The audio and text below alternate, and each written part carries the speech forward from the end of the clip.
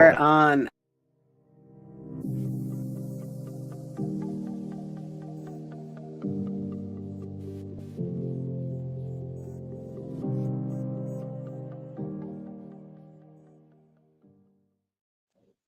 Hey guys, I'm Nico Bernie Miller. I'm the owner of BTechly and the CEO of Change3.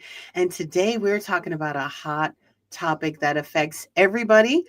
So if you're watching on the stream or if you're in the VIP webinar experience, thank you. Thank you so much for joining us today. I am joined by 3 other leadership gurus that are going to talk to you about how do you navigate leadership in an age of AI. It's a huge topic.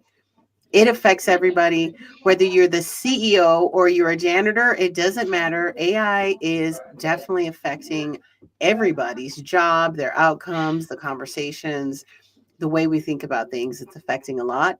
It's not a bad thing. It's something to just learn, understand, and navigate. And that's what today's conversation is about. I've got 2 handsome guys. Actually, I've got 3 handsome guys that are joining me on the stage. Yay! We've got everybody here. Hi, guys. Hey. Hey. So I've got Jonathan, John, and Nicholas. I'm going to give each of you about 10 or 15 seconds to just introduce yourself to everyone's in the stream. We're streaming on multiple platforms today. So if you've joined any of our BTechly expert discovery events in the past, they've been these wonderful conversational webinars with incredible experts like these 3 handsome gentlemen. But we're actually in the stage of modernizing and advancing our platform and outreach. And now they're in the stage of converting into live streamed podcasts. So you guys get to witness history like we all get to see it. Right. So let's start with Jonathan. Jonathan, do you want to say hi and introduce the group? Sure do. Thanks, Nico. Hi, everybody out there. And hello, fellow panelists. So John Alinsky is a software development, 30 some years of that. Grew up doing that. Right now I'm director of technology. I'm kind of the CTO, CIO position at LearnQuest. It's a training company. I've been doing that 12 years. I also have a gaming and entertainment side business that I founded, and I've been a search and rescue instructor, and I'm pretty much very passionate about leadership. As Nico said, it's something that I find to be very interesting and very valuable. So. Awesome. So all around a pretty awesome dude. All right. I love it. I should have just said that. It would have been quicker. Nicholas, pretty awesome you want to dude. go next? Next. Nicholas, dear, do you want to go next? Yes, ma'am. Yes, ma'am. My name is Nicholas Bluko. I'm the founder and CEO of One-to-One Incorporated. Prior to that, I kind of built a entrepreneur. Owns multiple different businesses in my career, but also spent some time in startups that you might have heard of called AOL, MapQuest in my time in the 90s. Learned a lot about scaling, technology, executive leadership and learning. So I'm excited to be here today. It's amazing to be with such a great group of people, and there's so much to learn. So I'm sure I'll learn something today as well. Cool. And last but definitely not least, the guru, the GOAT, Dr. Colonel John Boggs. Sorry, no Dr. Colonel John Boggs, sir. Please. Well, hello, everyone. I'm John Boggs. And of course, I'm the president and founder of Fortitude Consulting. Fortitude Consulting is an executive leadership development and coaching firm. I'm not a tech guy. But I learned after 30 some years in the Marine Corps, you better know how to master your technology or it will master you, or somebody, God forbid, somebody else masters it before you do. So I'm a big believer in that. I left the Marine Corps after 30 plus years, went to work with the Washington Post Corporation, not the newspaper. I'm not a writer, of course, but I learned a lot about leadership there also. And what I learned was disheartening. I always thought that American-owned companies were well managed and well led. And what I found out after that short stint of about 2 years was that no, they're not well led. They're not well managed. And so I wound up doing this and not looking back. It was to help leaders develop, help them become far better than they were. And and I've been at this now for about 14 years. Wow. Excellent. Gentlemen, That. thank you for joining us. So Thank everyone that's coming in, thank you. I always love to say, grab a drink, get a seat, get yourself cozy and relaxed. We're in for about an hour discussion on navigating leadership in the age of AI. This conversation is for technologists. It's for business people. It's for folks who just started their career. It's for veterans and gurus who've been in their career for decades.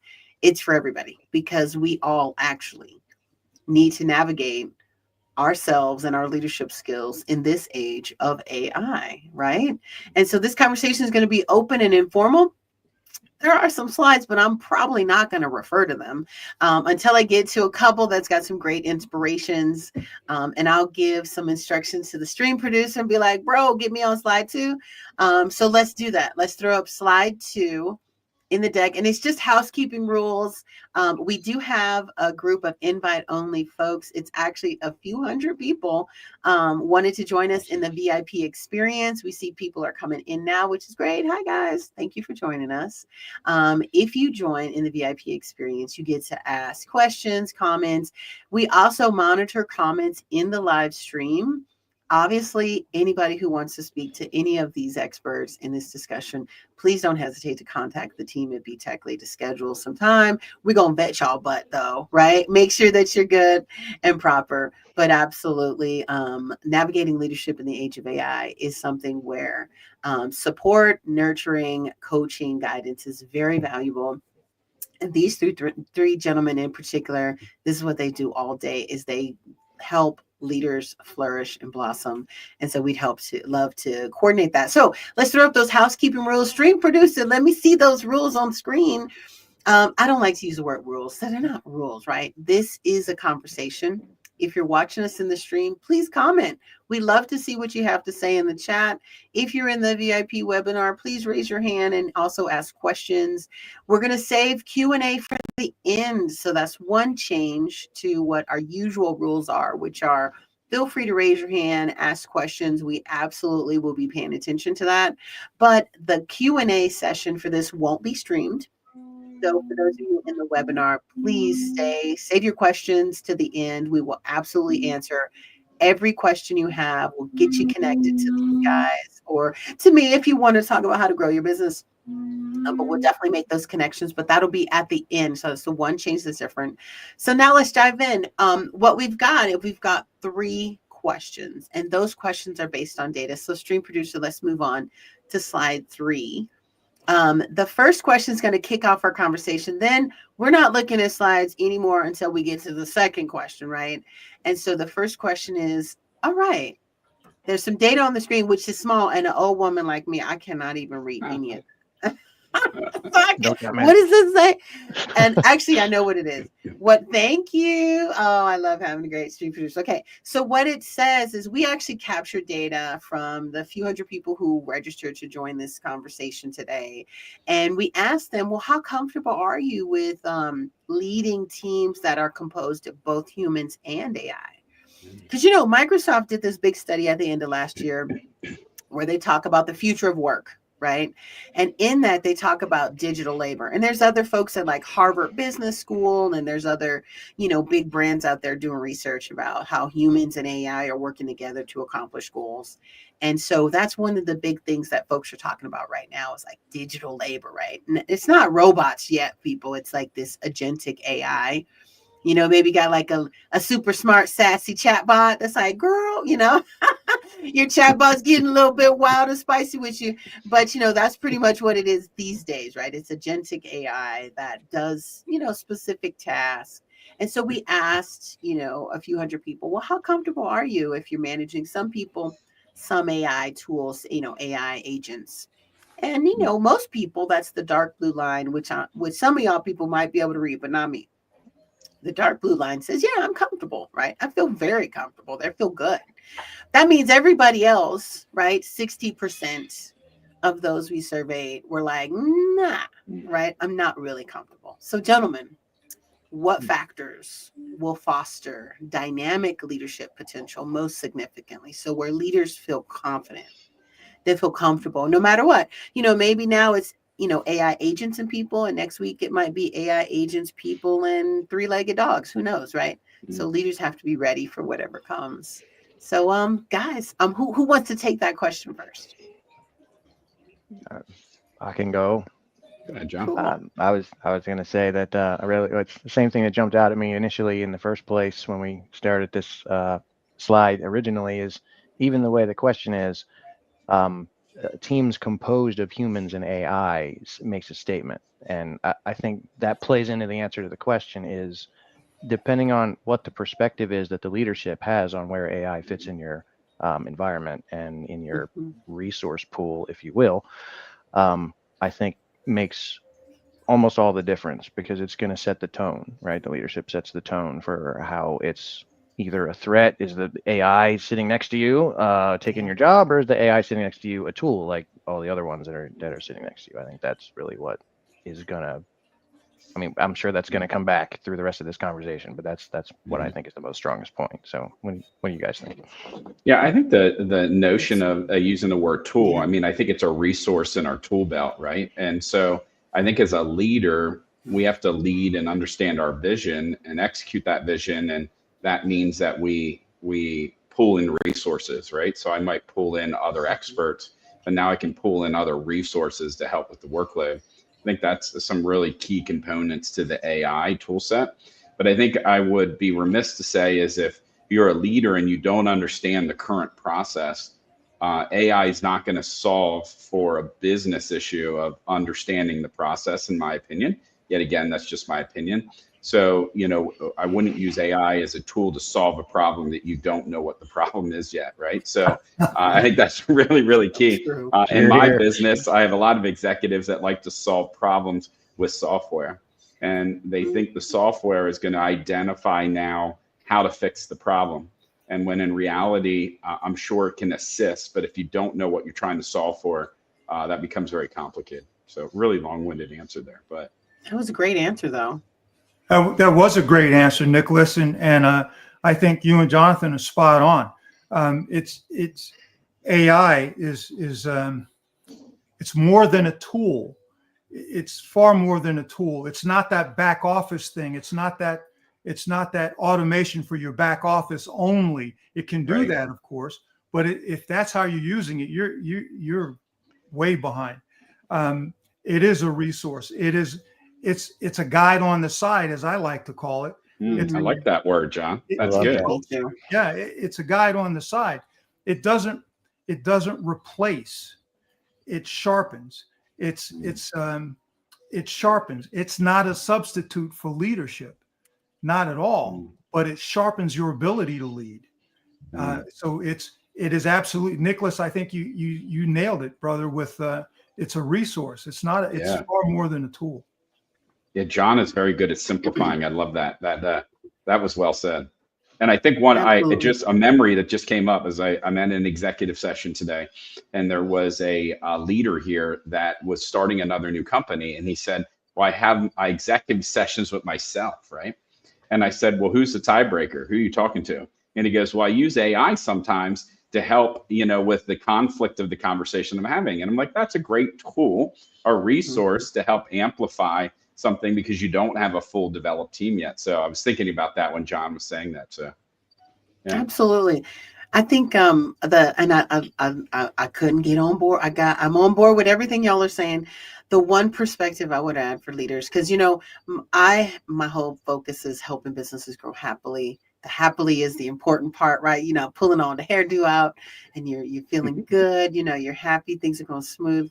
I work with big companies, little companies, but the thing I always tell all my clients is, right, stay calm and know that you can do it.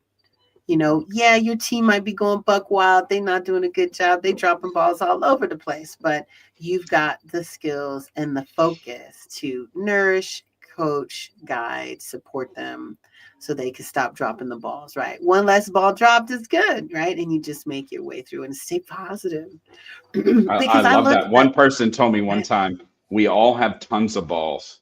but don't let the glass ones break.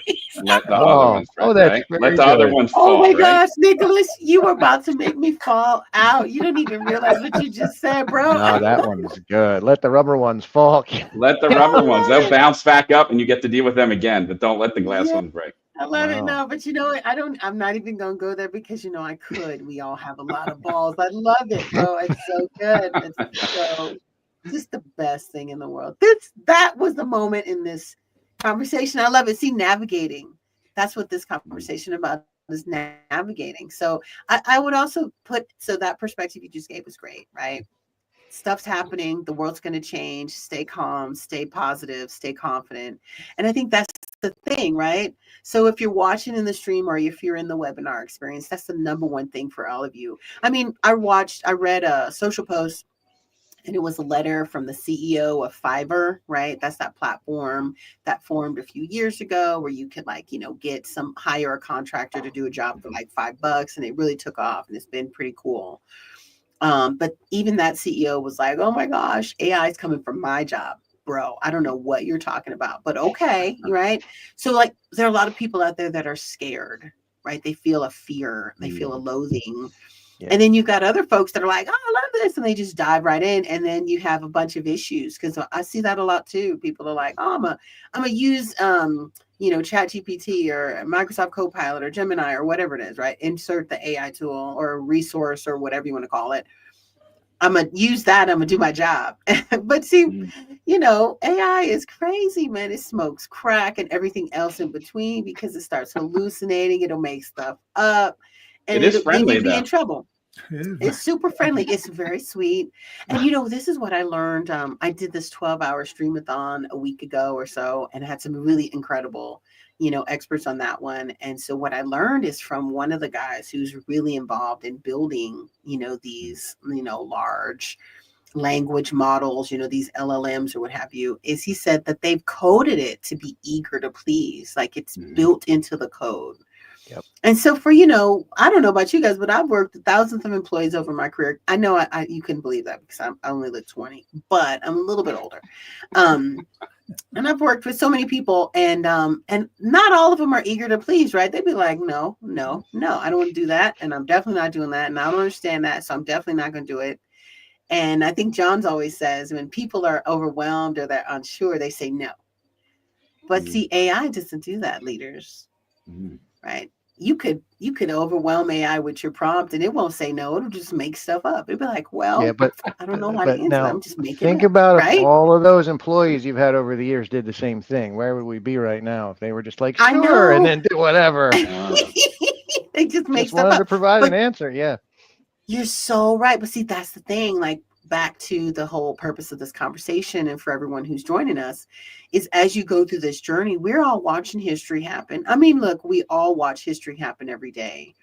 But this moment, 2025 is the year where like big companies like Microsoft and Google and these guys are really trying to cram AI down our throats, like, AI for everybody, AI for everything. And so for you, in whatever position you're in, that's your opportunity, right? To not drink the Kool-Aid right away, right? Sniff it first, and and start to pick up some skills. And so that's kind of what these leaders have told you, be aware, be calm, be focused, listen, explore, and try things. But just remember, it's not the solution to every problem. All right. So next question. So let's see. Am I on the next question? Is this? Oh, it is. There you go. Thank you. I love it. Isn't this so fun? All right. So next question, guys. How can organizations foster greater leadership development to address growing challenges? So again, because I'm blind, that data on the screen is a whole bunch of challenges, right? And I believe the top 3, oh my gosh, don't make me sit there and look into it. But I believe the top challenges are, I'm not sure what to do. I don't know how this always works, right? I'm trying to put together a strategy. So in y'all's expert opinions, what do you think that organizations can do? So we talked about, how do you foster leadership skills? So now as a company, and I think Nicholas, maybe you might want to tackle that one. Oh, sure. First, Yeah, if you'd be absolutely. willing. What do companies do? What do organizations do? Yeah, I think, it kind of goes back to earlier. We were talking a little bit about like, do we know like our core process, like how we operate, right? And I think what we're seeing with AI is that we're utilizing it to enhance our client experience, right? We're utilizing it Mhm. from a bot perspective. We're utilizing it from assisting maybe in answering questions, and all of those things are really great. But the human has to put in the workflow, right? And so I Yeah. think it's really imperative that we understand as a leader, and those that you might feel uneasy. I think uneasy is good, right? Because every time I feel uneasy, I know that I'm in growth mode now, right? Like, Yeah. I'm kind of at that intersection. Am I going to go through the uncomfortable and grow, or am I going to stay where I'm at? And I think, that uncomfortableness gives us the ability to kind of open up and say, okay, what are the possibilities? And I think if my big mission in life is to serve others, right? So my mission Yeah. is serving.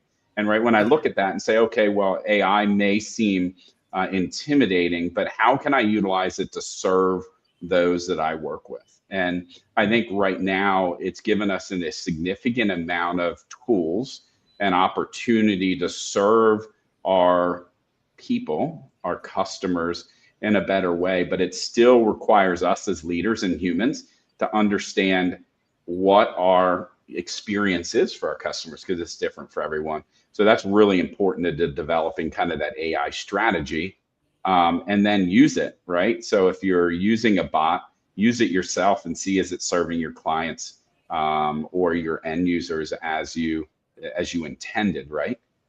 So I think it has great opportunity as us as leaders to lean into that uncomfortableness. So I think you mentioned this earlier, like learn a little bit, right? And then start to utilize it a little bit to see how we can enhance our experience, right? So I think that's really kind of the beginning part of this. I think we think of AI many times as this robotic undertaking that but some of these things right now are just ways to better enhance our experience, just like how we went.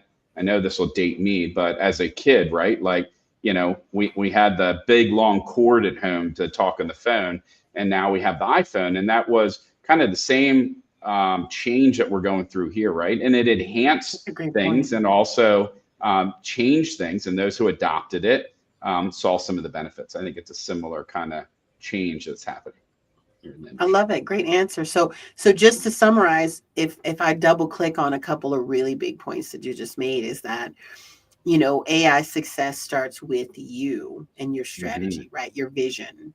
And in Absolutely. whatever role you're in, you got a team of one, right? Or you got a team of Right. 10,000, right? Whatever role you're in, that's your first opportunity, is to kind of dream up your vision, be inspired. Like you said, Nicholas, Right. try it out, play around with it. If you've been tasked with an objective that involves leveraging AI, Hmm. well, you got a couple of options here. The first one is, try it out. But the where you have to start, just like core leadership, is Hmm. what's your vision? How do you want to serve your Hmm. customers? I think that was such a great point. We're getting comments in the chat. Thank you guys for I love all your comments. And yes, AI smokes crack, and I'm not crazy. Okay, thank you. But we've actually got a couple of really great questions. I don't read people's Mm, names in the stream, so I'm not going to read your name, but you know who you are with the double K's. Okay, so the first one is, can AI really improve leadership, or does it risk making leaders less human? So that's the first question. And then I try not to, I don't, we didn't let people know that we might be sharing their questions on screen, but thank you, stream operator. So good. I'm not going to flash. If you don't want us to flash your questions on screen, because your name will show, then let us know, right, when you post your question. Otherwise, y'all fools might get in the stream, okay? But first of all, thank you so much for the questions. We're going to try to answer them all. We're going to answer a few now while we're live streaming, and we're going to save the rest for the end. So that was our first question. Can AI really improve leadership, or does it mm, risk making leaders less human? Great question. All right. mm. So John or Jonathan? I got two Johns. Oh my gosh. So Colonel or John? Okay, who's going to tackle that one, man? Jonathan, you can go right I, ahead. I can, sure. I will tackle that one. So, the idea is really the same as almost everything else with this is discipline and being a little bit skeptical, a little bit thoughtful. Don't take anything at face value. And in the same way, I think there was another one about trust, right? So, you know, the tools are tools. They are flawed. I think we'll call them resources, whatever we're calling them. They're limited, right? We can't jump in and expect that these are now the magic cures to everything, right? Just because now it's here and oh, now everything's better. So whatever it says is the right answer. But they're not piloting the ship here. We're still piloting the ship. This is just the thing that's on the monitor, that's on the ship's dashboard that said, hey, by the way, don't forget to, like, you know, release the safety clamps before you launch or something. Cool, thanks. But they're not necessarily autopiloting the whole show at this point. So I think that ties into everything. If you look at whatever you're doing with AI, if you look at it from that approach, I think you're in a better position than you would be if you don't. And I think that you have to remember that leadership at its core is a human responsibility. That at its core, it is a human responsibility. And when you start talking about, and I saw on your slide where it talked about ethics. So for the leader, it absolutely, it magnifies your ability to lead or not. Right. So ethically, leaders have to guard against their own personal biases, their own misuse of this resource or tool, and over reliance on it. Oh, no. Stewardship is central to making this work for you. Good word, John. Absolutely key. Great. It magnifies who you are. Remember, leadership at its core is a human responsibility. It's not going to build trust for you. You have to do that yourself. Right. Okay? So please remember that. At its core, it's you. This magnifies who you are. So be very, very careful how you use it. Okay? Yeah. That's true for the whole company, right? Yes. So if the company doesn't have good core values, if they don't have a vision, a good competitive position, AI is just going to amplify all the things about them that may not be on brand. It will amplify the negative just as quickly as it will the positive. And so you be careful, because you're responsible for leading people. You manage resources, you manage budgets, but you lead people. Okay, you lead people. This is your assistant, your guide on the side, but it will never replace you. Yeah, right. I love that. And I think there's a book that reminds me of that. It's called Five Leadership Principles, but it talks about different levels of leadership, right? Like, you come into power and think, oh man, I have power. I'm going to be, tell them what to do. But as you build up as a leader, you come into a different understanding that you're becoming a coach and a director, right? That is correct. I'm not telling them the answer. I have to teach them to lead. And so I think this gives us the ability, John was well said too, about being able to utilize it to also be a resource, right? When I grew up, right, I had encyclopedias and I had to look it up, and that's how. So now we just have more access to really great content. But I think in being inherently curious is key, right? If I don't know what question to ask, then I'm not going to get a very good answer, right? So if I ask a yes or no question, what's the follow-up to a yes or no question? Nothing, just a new question. And so I think it's imperative just with AI, but also as a leader, we have to become really great question askers. And if I don't put a good question into AI, I'm getting a really bad answer. Well, the same applies to me as a leader, right? And my wife laughs at me because when I use AI, I use all my energy when I say it. If I'm using audio, like she's like, you're like on the stage talking to your AI. It can't hear you. And I'm like, come on, you still got to bring the personality. I 100% believe that. Right. Yeah. No, I love that point. And actually, you know what you guys have sparked in me is something that I want to again double click on. Is the first thing is, as a leader, whatever how size your team is, the first thing is you got to reflect on who you are, what your vision is for your team, for your organization, what are the values of your company. I know the CEO of Microsoft is watching this piece right now. So homeboy, bro, right? And I'm sure the CEO of Google and all these big AI master class superstars are watching us.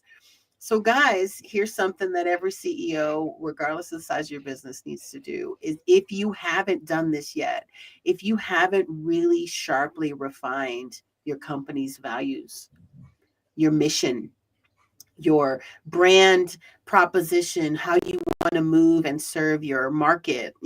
Both John and Nicholas, all of them have said this, if you don't know who you are as a company and how you serve, how you differentiate, and how you as an individual leader, what your values are and how you want to, what kind of leader you want to be to your team. Well, AI is really going to take you down a path that you may not want to go down, right? You're not going to be leading it. It's going to be, probably taking you astray. So the first step is to just really crisp up your vision, your mission, your strategy, your identity. Who are you as a company? How do you want to serve? And then you can use a resource, a capability, a tool, whatever you want to refer to it as, digital labor, if you're Microsoft, right? You can use those to your advantage. If you don't, then there's a really good chance that you might be a CEO sending an email to your staff talking about AI is going to come for your job when it really won't, right? Mm. It might affect your industry. It might reduce your company's potential, or it might change your path, but it's never going to take your job, because you are human and leaders are humans. Now, yes, Skynet might emerge one day, people. There might be some super intelligence that'll come and proclaim itself the God or whatever. There are people who predict that type of stuff. That might happen in the future. But again, if we're well prepared and we're really crisp as leaders, we know how to roll with that. And we'd be like, you just a computer, baby. Let me find the plug, right? So make sure you got your identity and you've answered those core leadership questions. We're getting some great questions in the chat. Again, people, we're not going to answer them all, but experts, if you have a chance and have a look in the comments, we're getting a bunch of questions from different people in the stream right now.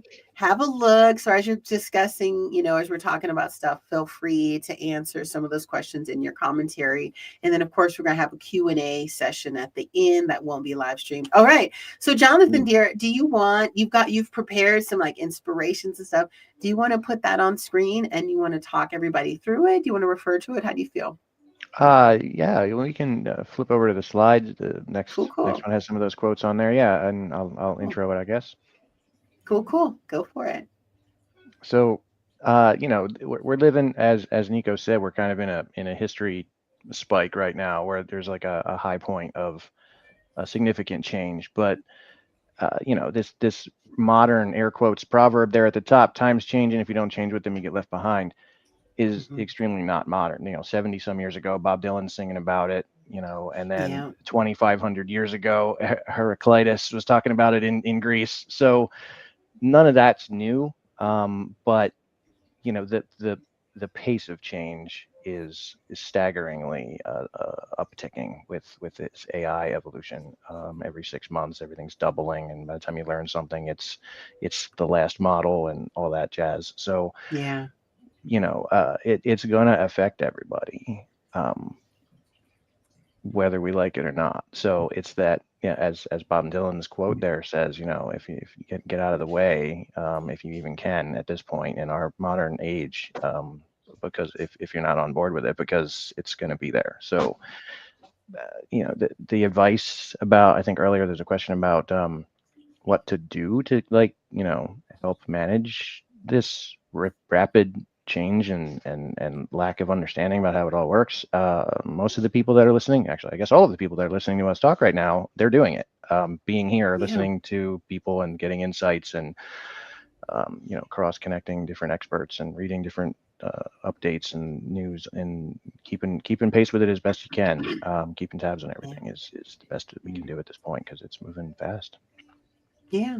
And keep trying, right? Try it out, experiment, be willing to take risks and, learn new things. And I would also say to people is like, I try to make my commentary be always positive. So instead of a don't, think of it this way. You always have an opportunity. It doesn't matter what your age is, what stage you are in your career, what kind of job you have. I would encourage you to listen to yourself and your spirit and your heart, and right, and to go and be willing to try new stuff rather than be guided by folks that might say, oh, you're in this kind of job, so you don't need to worry about it. Or, oh, you're too old to learn these tools. Or, oh, you're just starting, and so you don't need to learn this stuff. Baby, this is a seismic change. This is a big trend. It's really going to affect, just like the internet, right? We were all alive when the, turning of the century and the dawning of the internet age. And people were like, oh my gosh, Y2K, remember all that? And, we all were alive. Well, maybe not everybody who's on the stream, but I was alive. I was starting my career and it was such a big deal. And everyone was like, oh my gosh, everything's going to change. And, it did. But it didn't change overnight. And, some industries were totally transformed. New industries were created. But what fortune favored were people who were willing to try new stuff.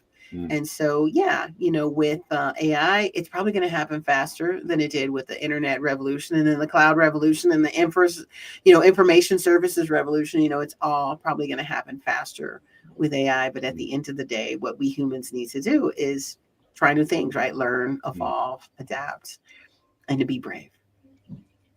You have some really great questions on improving leadership and how to do that. Yeah. What's some great questions? Yeah. Tackle them. Yeah. Feel free to grab one or two, guys. Yeah. There's a couple that follow the same trends that I think are talking about like decision making and can it make me a better leader? And one simple thing that I can add to this, we can get into complexity, but our tone and how we communicate and how we write an email and how we respond to things really kind of we're people that respond to emotion, right? And if I'm building a team and they don't have complete trust and they don't know who I am, the tools can amplify my learning ability as a leader. When, say, I'm writing something to present to them, I can have it, review it, and say, hey, I'm trying to get this result. Can you look at my presentation or look at my email? I'll tell you, I frequently do it because I'm a high-paced individual, and I get feedback sometime that's like, hey, listen, like that came across really, direct. Okay, well, that wasn't my intention. So as a leader, I'm utilizing it also to amplify my faults, right? Like all of us have great qualities and qualities that we're working on. And I'll tell you from a humbling experience that there's things that are important to me and other things that maybe are not as important to me. But as a leader, I lead by going forward and making sure my team has what they need. So if it's important to them, it's important to me. And I'll utilize AI from a simple thing of just reviewing my email or reviewing a document I'm going to send out to help understand how my team is going to receive it, right? And I think those are basic ways that you can utilize this tool and not get overly complex.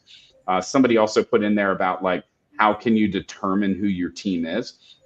I think AI is great, but I would encourage everyone to continue to be a learner, read books, learn more things, right? There's tests called like Culture Index and Colby and all of these great assessment tools. But number one is if you don't know who you are yet, it's going to be really hard to lead other people. And so to take the time to learn who you are, and that comes from learning, right? The tool or the AI is not going to inadvertently make you this wonderful leader. However, it's going to amplify the skills that you have and help you improve the ones that maybe are less, just like my example. I am not the best email communicator because I want to just get it out and go, right? Like I'm not want to sit there for 3 minutes and write it, but it's important to the people that they understand the clarity at which I'm communicating. And if I don't set that stage, then I'm failing them. So a bit of a run-on sentence, but hopefully that helps. No, you that's should put great. that into AI and ask for it to be more succinct. Right, yeah, right, right. So I was thinking John could have simplified that for me very easily. I could do that in 2 sentences. Right. So there's two questions from the time. Please jump in, John. One of the things that you pointed out, Nicholas, and I think it's of the many questions that are out there, oh my God, there's so many, is AI and decision making. That's what I call one of the 5 cardinal sins of leadership, but that's a whole nother story. But decision making, if you understand it, there's no such thing, and even with AI, there is no such thing as a perfect decision. That's the first thing you have to understand. No such thing. You're always going to get easy. Every decision gives birth to twins, something good and something bad. You're going to get twins. So if you understand that decision making is a process and a cycle, then can AI help you? Oh, hell yeah. It will help you. Will help you coming up with your alternatives. Hey, I need 3 alternatives. It must be able to do A, B, C, X, Y, Z. These are my musts. These are my wants. This is what risk. This is how I calculate risk. Notice I said how I calculate risk, not how AI calculates risk. So now I made it smart. But I always start with, and make sure you understand what the hell you're solving for. So if you understand the process and you understand how the cycle of decision making works, it's a beast with helping you come up with the most,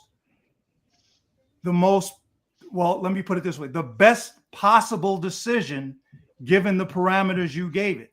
It will never, and you will never come up with a perfect decision. Right. So can it help you in decision making? Yes. Is it one of the 5 things that leaders are miserable at? Yes. So it can help you. It can just help you be a much better leader.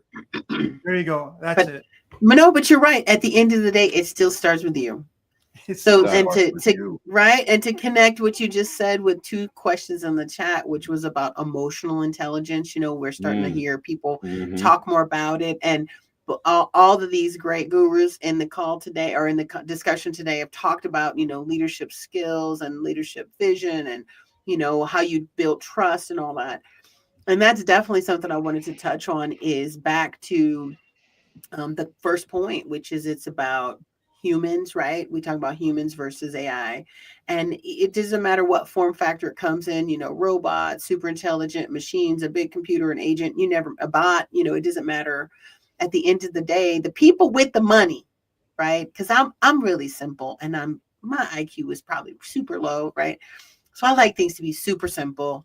And at the end of the day, AI is broke, man. Like, it's musty and dusty. It has no money. Who has the money? The people have the money. And so how are people put together, and how do they make decisions? They make decisions off of emotions. So as a leader, in whatever role you're in, to enhance your emotional IQ is so important, so that you can build trust with your team, build trust with your customers, your future customers, you name it. So I couldn't agree with that person who asked that question about emotional intelligence. Great job. Thank you for your contribution. Very nice. And then definitely the other thing I wanted to highlight is what John was just saying, is that, you know, everyone is thinking about, oh my gosh, AI this, AI that. At the end of the day, it's such an open environment for everyone right now. Go out, play with it, be brave, so you're not afraid to fail, right? Go mess around with it, right? See how it works, see what you're doing, you know, there's prompt engineering now, right? People, that's all they do. They write prompts to get AI agents to perform certain tasks. So go read books, like Jonathan suggested. There's so much stuff out there you could consume. If it's as simple as you scheduling time, you know, every other day to go consume data and information to expand your own knowledge and your perspective, it absolutely will help you navigate your leadership skills in this age of AI. Oh, I wanted to touch on the person who says, how do you study your competitors with AI, baby? It's real simple. You make a list, make sure you got their website URLs, put in a spreadsheet is what I would recommend. You upload it into your favorite agentic AI solution, say, bro, research each of these companies, compare them, tell me what's good, what's bad, you know, you just put together a nice, juicy, long prompt. Me personally, I like to have very simple, straightforward conversations with my AI agents. So I don't ask them I've seen people with like a whole long book of a prompt, and I find that, you know, befuddles them a little bit. And so I just ask a lot of questions. Well, first this, then that, and then this, and then that, and what if this, right? And then you just have a conversation. There's that conversation again. Right? Just have a conversation with the thing, and then it can keep up. If you don't, this is my own experience, and I'm not a prompt engineer, but I find if my prompt is too complex, A lot of these agentic AI solutions, they want to process your request in a short period of time. Is that a minute? Maybe it's 60 seconds. It's some, period of time that's built into their code that none of us know, but they want to be able to crunch that number and come up with that answer quickly. And if the prompt is too complex, what happens is it can't do that. And so that's where it starts to hallucinate, right? It starts to fill in gaps. So if you start simple and you just go in layers, then it performs so much better. And you know what's funny? People are like that too. So if you go with your team and you say, hey, I got 4,700 things I want y'all to do right now, then they like get deer in the headlights. But if you just break it down, hey, my objective is to this. I want to study my competitors. Here's step 1. What do you guys think about step 2? How about step 3? Right. And you just kind of work your way through it. Then humans respond to that kind of very straightforward, logical approach too. I'd add one thing to that from the Please. competitor standpoint. Don't ever get overly obsessed. You're all different. You're all trying to achieve something different. And one mentor said to me the one time, he goes, what competitors? Right? I love it. If I spend the time looking at what someone else is doing instead of my vision, then do I really have a vision for my organization? And I'm like, ooh, okay. Like, so why do I want to compare? Although it does give you research and data, I think it's important to also stay focused and be unique and be different and be who you are, right? I think that's somebody put in here as well as like, how do you lead through that? I think ultimately people are smart. Human beings know when you're BSing. And so be you, regardless of who you feel about yourself, just be you, because somebody is gonna realize that you're not being you and you won't build inherent trust. So I think that's really important. So sorry about that. Oh my gosh. No, don't. Please, no, sorry. And you're not off track. That is, you hit the target with what you just said. Is we live in a world where now with AI, and we've got AI created video and content, and you've got humans that are out there putting out messaging content. Even us, we're humans putting out content. Thank you for joining us, right? But everyone's out there pushing out information. And so I think the challenge that the people who are consuming all that information is who's authentic. Like we just said, where do I build trust? What's real? Google and Yahoo, Google and all the engines now have created AI to look for AI. So if you're going to utilize AI to write your social posts and you post them exactly how they are, you're not going to get the result that you want, because that AI is detecting that this is not authentic, self-created content, right? Use it as a tool, but put it in your own words, right? Yeah. And it's deeper than that, right? You're so right, Nicholas, but it's actually, what's your flavor, right? And I actually had this conversation with one of my creative specialists a while ago when I'm, even though I know I run an agency and all this kind of stuff, I hate social media. This is the confessions of, the head of an agency. Like, I hate social media. Take my confession, right? I love it and I hate it. I like the premise of it, but in execution, it just doesn't give, I don't walk away from a, 10-minute interaction with social media, even LinkedIn, right? I don't always feel better, right? I don't feel like, I feel excited. The world is so great, right? I don't feel great. And so why is that? And I think it's because it's such a mix of content, and a lot of time the content creates emotional responses, at least from this particular human, that aren't always good. It's like a lot of it feels not authentic to me. What's the word, y'all? Inauthentic? Is that the word? Unauthentic? Either way, grammar lesson, right? But either way, when I experience that content that I don't believe is authentic, right? It doesn't seem like this is true, or it's true to that person, or a true message. Maybe it's not real information.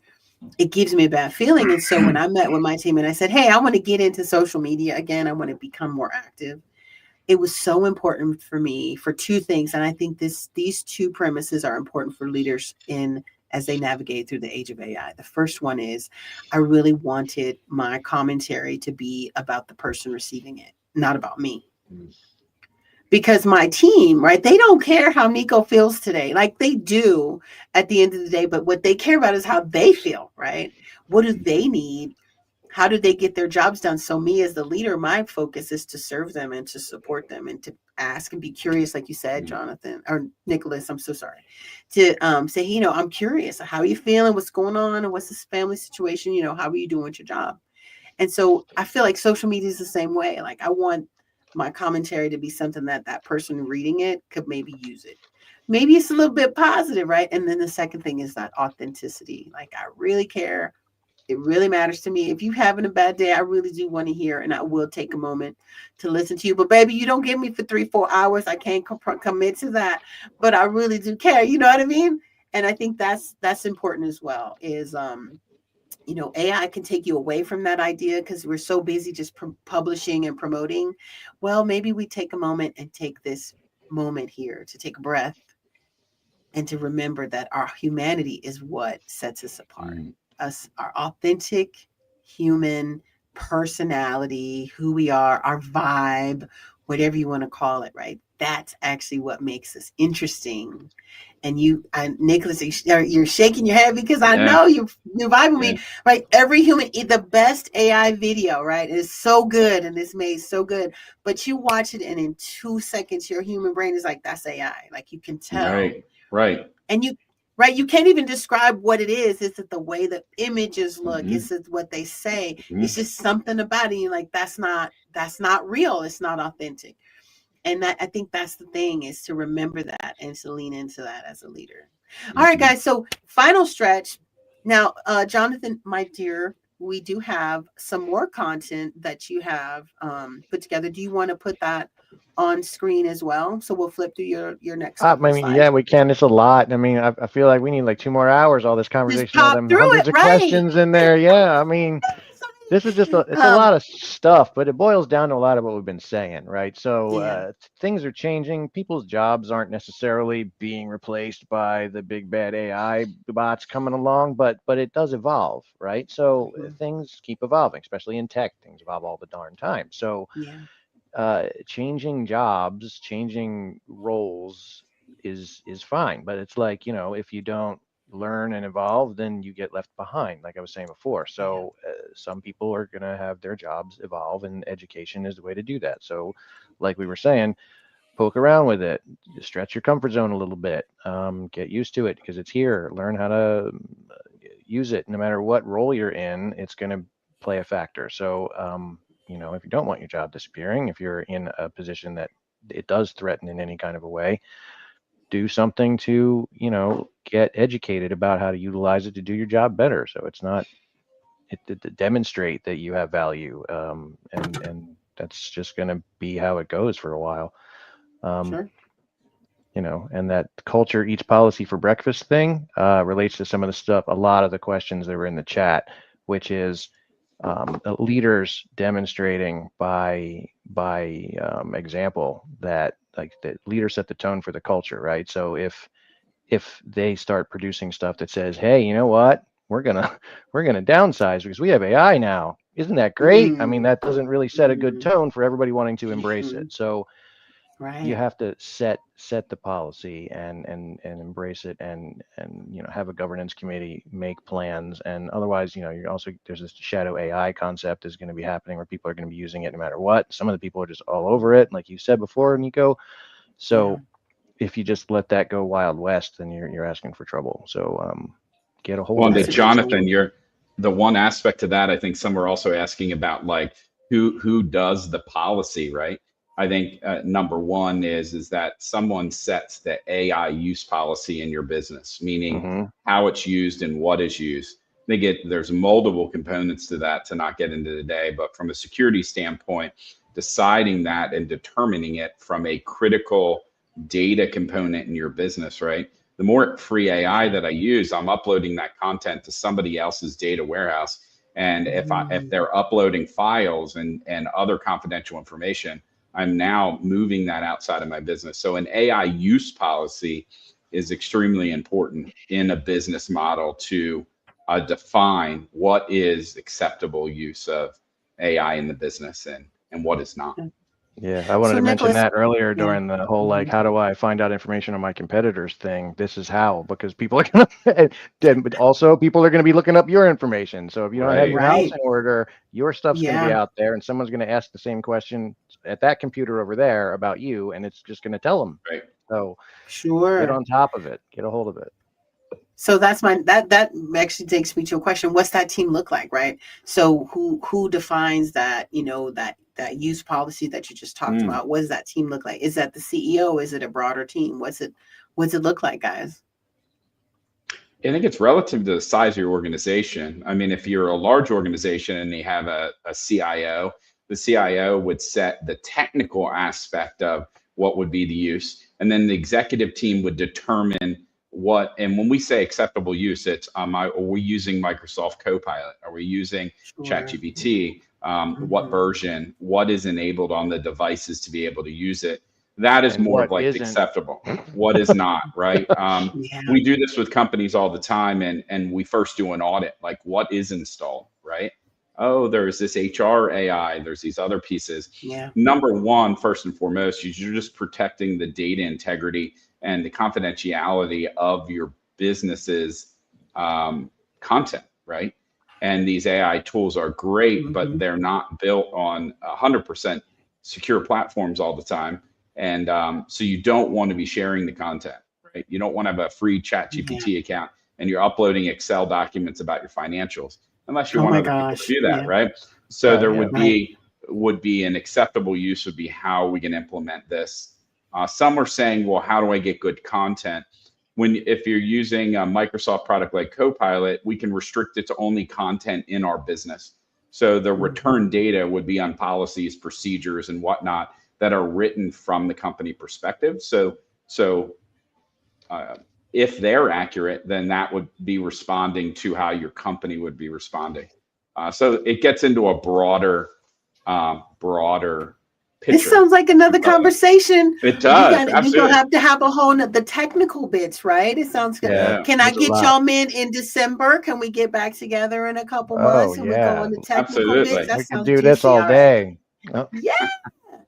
All right. Well, guys, I know we could do this all day and I would love to, but we make a commitment, right? And we got like 40,000 questions in the chat. So we have one more question that we're going to answer Mm. for the group in the live stream.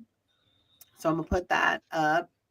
So, guys, men, and I would like to start with Colonel Boggs. What does Mm. effective leadership look like in a world where AI is no longer just a tool or a resource or whatever, but it's being positioned as a teammate? So, sir, what's your stab at that one? Well, thank you. That's a great question, and you've got a lot of great questions in the comments. There's no way to get to them all. Oh my God! Nope. But the effective use for a leader, um, where AI is there, is AI. AI has to come out of the back office. It has to be. It becomes an advisor. It becomes a strategic resource for you. It's not a replacement. It's not a replacement, but it sharpens the organization. It's not a substitute for leadership. You're still it, and all your leaders are still it. Um, but it becomes a strategic partner for you. That's what you look at it as, a strategic partner. Again, I like to say it, the guide on the side. It's that extra thing that you can use. That's what it is. It relieves you of no responsibility whatsoever. As you were just critically talking about, you don't load up all your stuff. Oh my God. Mm-hmm. But that's what it is. It makes you a better leader. It makes you a much better leader.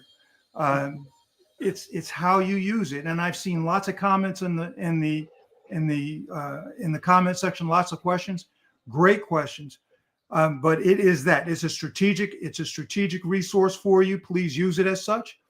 It is your guide on the side. Please use it as such, and be very careful, because will it do bias? Will it do what? Oh hell yeah! If you're biased, it's gonna bring all of that out. Look at that marvelous bias you got all over the place. So it doesn't relieve you. It's not going to watchdog you. As Mhm. Nicholas and someone pointed out before, it's the kindest thing out there, but it's also it's the smartest, dumbest thing you've ever worked with. It's up to you to make it smart about you, how you operate, what your organization is, what are the customers you're serving, what do I put on it? Well, start with your customers. Who are they? What do they like? Mhm. Now, what do Mhm. you do? I mean, it marries up too quickly, too nicely. Use your imagination, get out there and use it. It is a strategic resource. And that's how I see it for a leader. Thank you. Jonathan, do you want to answer that third and final question as we wrap up our I'd conversation love today? to, but I hate going after John because I swear he wins the day on the whole guide on the side. I think takes the This, prize. I love I this that. can't man beat is the that. GOAT, Shaw. He just is the GOAT, greatest I gotta leadership coach say, ever well born. done. So, but he's pretty awesome. I will try to But you guys are augment awesome John's too. comments. Yes, sir. We didn't talk about well, we did a little bit talk about the emotional intelligence, but from a leadership Yeah. point of view and a management point of view, when it is the guide on the side and a teammate, managers and leaders have to be conscientious of their staff and what their staff is leaning into on this. All of the things that we talked about regarding keeping our own like healthy dose of skepticism and being wary of what we're doing with it and all that stuff. We also have to keep that in mind for our reports and all the people in our organization to make sure that they're in good shape and they're not just like getting sort of swirled up into it and letting it do whatever it wants to do for whatever their job role is. So making sure that they're doing guide on the side and not what's the other one about the what's on the stage, John? What is it? Sage on the stage. Sage on Stage the on the stage. stage. Yes. It needs it. It's not the sage on the stage, folks. Don't do You that. are, That's right? what I'm Yeah. saying. That's what I'm Mhm. saying. So but from a leadership point of view, when it's, a teammate, that's cool. But like the closer it gets into being just like, I mean, almost maybe in December, we're going to have an agent on this panel discussing it with us. By that time, we don't We know. should. I That'll would be love to try to make fun. that happen. Yeah, let's do So it. see what it has to say about it. So Mhm. that's I think being conscientious of those kinds of dynamics, I think, is what we really need to pay attention to at this phase of the game. So smart. Yeah. And Nicholas, dear. Oh man, this is rough. But I think one component to look at, I go back to leadership, right? There's a principle called hitting the ceiling, right? And many of you as leaders, you probably get overwhelmed. I call that hitting the ceiling.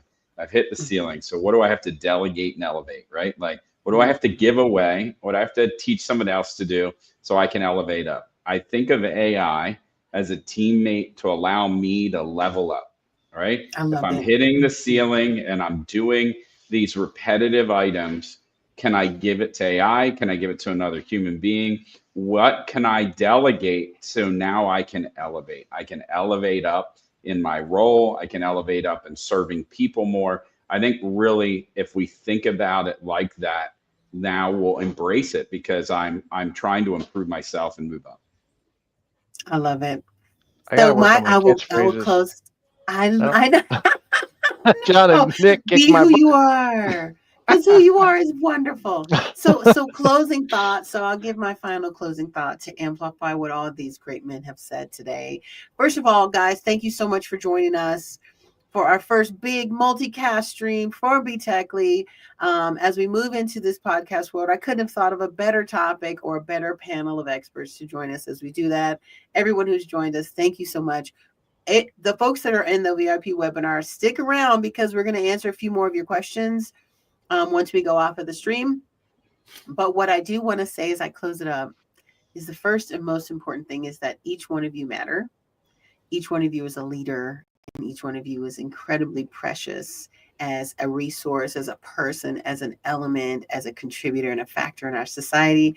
And so what I encourage all of you to do is to remember how important and precious you are as a human that was made with love, right? Whatever you believe, right? We as humans are significant in our creation, and that in and of itself is really an important thing for you to remember. For me, as a CEO of myself, I see AI as like a really super smart assistant that helps me and helps every member of my team. So the challenge that a lot of times we humans have is how do we access, organize, collate, analyze data, right? That's something that it can be difficult to just get the information in a format so we can analyze it and see patterns. Well, that's what AI is like amazing at. AI is basically just a computer, right? That understands language and understands how we speak and the intentions of that. So I would say that that's really an opportunity for you as you think about using it. It's just a great resource to help you access, organize, and analyze a lot of data. And back to what all these great experts have talked to us about leadership and what do leaders need to make really great decisions, right? You need analysis, you need insights, you need analytics, you need data. And so that's really a great way. AI is not necessarily going to make you a better leader in terms of, are you a jerk? You know, are you cool? Do you make people hate you? Right? Then if you got those problems, baby, AI is not going to help you. Okay. Let's go magnify it though. Please, right, right. It'll definitely amplify it. But if you remember that, you know, our job as leaders is to guide people, to have the vision, to have the integrity, to know the direction that we want to take our company, and that we remember that AI is just a super smart member of the team, resource, tool, whatever you want to call it. And it'll help us to get better data and to see more patterns that we are not able to see as humans, and to make better business decisions. Boom, you about to blow up, baby. So there you go. All right, guys, if you joined us and you were invited, you're an invited guest to our VIP webinar, you might get a gift from BTechly. So check your inboxes, because if you met the terms and conditions and all the other things that would result in you getting a gift from this team, then you'll definitely see that. You're going to get a confirmation on email. So please check your inboxes for us. We communicate regularly. We have our BTechly Buzz, which is our monthly newsletter where we talk about this stuff. This month's topic is all about, will AI come for your job? And I think this conversation with these experts have been a really good answer to that. It'll affect your job. It'll affect your other people's job. It'll affect how you work. It'll affect a lot of things, but it won't be able to replace you, because you, every single one of you, is the sage on the stage. And now this is going to be the end of the live stream portion. We're going to drop the destinations except for the StreamYard webinar. We're going to stick around for the folks that are in the VIP webinar. If you want to be on the VIP list for the next webinars, we host webinars multiple times each month. We always have at least one per month. BTechly covers topics around where business and technology meet. We talk about all kinds of things: data security, implementing AI, reducing server costs, optimizing your data center, small business tech, you name it. Everything business and tech, that intersection is what we talk about at BTechly. And we'd love for you to join us. Hit the site, BETECHLY.com. I'm going to drop it in the chat. BTechly.com. For those of you who signed up for the webinar, you already know what that thing is. But definitely for those of you who are watching us in the stream, if you haven't hit the website before, please do. We're going to have the replay for this. You'll be able to see, and all of these incredible experts, they each have LinkedIn, they have websites, everything. That's the other thing that we do, is where we make the connection for anybody who's in the session or watching on the live stream. If you want to talk to John, Nicholas, or Jonathan, each of them have really exceptional skills and can support you as you navigate through leadership in the age of AI. Hit the team up at BTechly. They're called the Connections Team. It's headed by Ella Fernandez. You might see her name in your inbox every now and then. She will be delighted to connect you with one or all three of these incredible experts. And of course, if you want to talk to me, I would love to talk to you. I can help you with all sorts of things.